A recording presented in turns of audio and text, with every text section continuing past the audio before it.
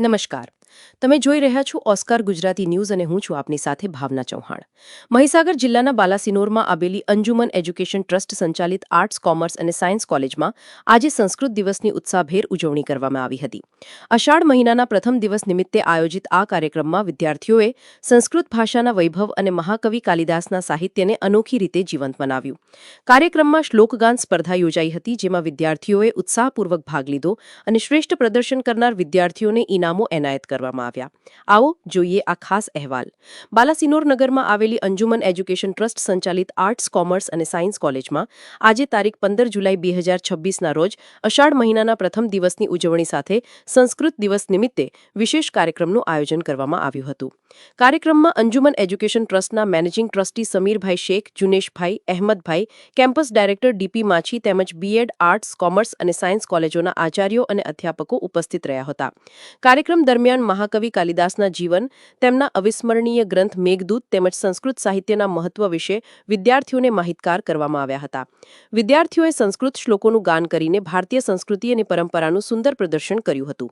શ્લોકગાન સ્પર્ધામાં બીએસસીની વિદ્યાર્થીની પટેલ સ્વીટીબેન પ્રથમ ક્રમે, બીકોમની વિદ્યાર્થીની વાળંદ ગૌરીબેન દ્વિતીય ક્રમે અને એમએની વિદ્યાર્થીની વણકર સોનલબેન તૃતીય ક્રમે વિજેતા બન્યા હતા. વિજેતાઓને ઇનામો આપી સન્માનિત કરવામાં આવ્યા હતા. અંજુમન એજ્યુકેશન ટ્રસ્ટ દ્વારા કાર્યક્રમમાં ભાગ લેનાર તમામ વિદ્યાર્થી ભાઈઓ અને બહેનોને શુભેચ્છાઓ પાઠવવામાં આવી હતી. સમગ્ર કાર્યક્રમનું સુંદર સંચાલન પ્રોફેસર વિમલભાઈ પ્રજાપતિએ કર્યું હતું. કેમેરામેન સાથે રિપોર્ટર સાગર ઝાલા, ઓસ્કાર ગુજરાતી ન્યૂઝ, બાલાસિનોર, મહીસાગર.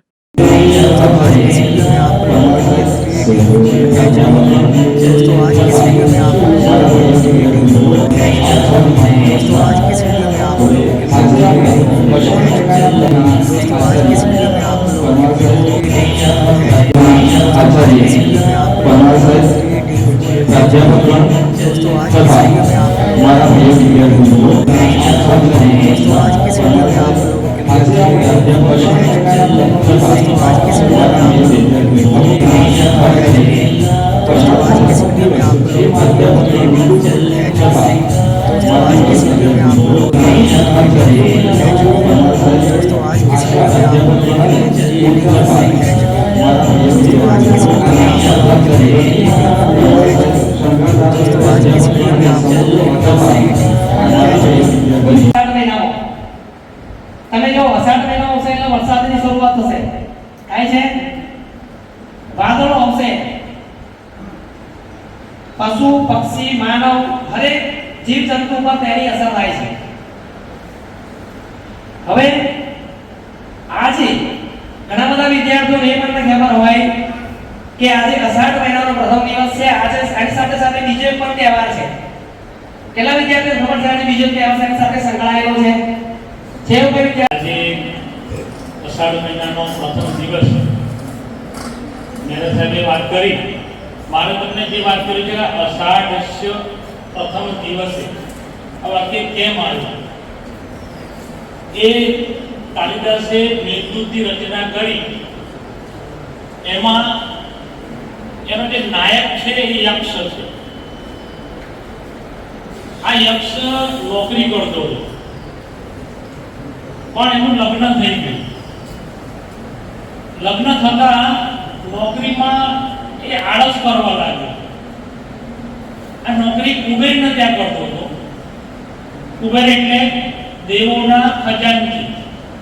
અને ત્યાં પરંતુ લગ્ન થવાના કારણે સવારે વહેલો ઉઠી ન શક્યો અને એના કારણે એને શું કરવા, આળસ કરવાનું શરૂ થયું. અને એમાં સાધના જે ફૂલ છે, ફૂલ કળીઓ છે, એ લાવી અને પોતાના ઘરે ઠંડકમાં મૂકી રાખે અને સવારે આપી આવે. અને એમાં એક દિવસ આ કુબેર પોતે શું કરતો કે પૂજા કરતો ત્યારે